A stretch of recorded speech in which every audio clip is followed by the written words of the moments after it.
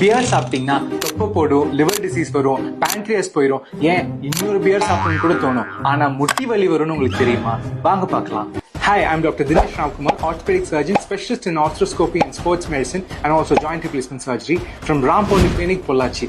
அட, உங்க ஊர் எலும்பு டாக்டருங்க.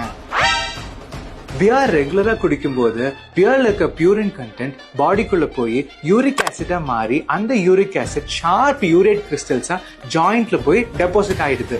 அந்த யூரேட் கிறிஸ்டல்ஸ் ஜாயிண்ட் சர்ஃபேசஸ கரன்னு டேமேஜ் பண்ணி ஃபர்ஸ்ட் பயங்கரமா வலி வரும், அப்புறம் ஆர்த்ரைட்டிஸ் வரும். ஓகே டாக்டர், இப்போ என்ன பண்ணலாம்?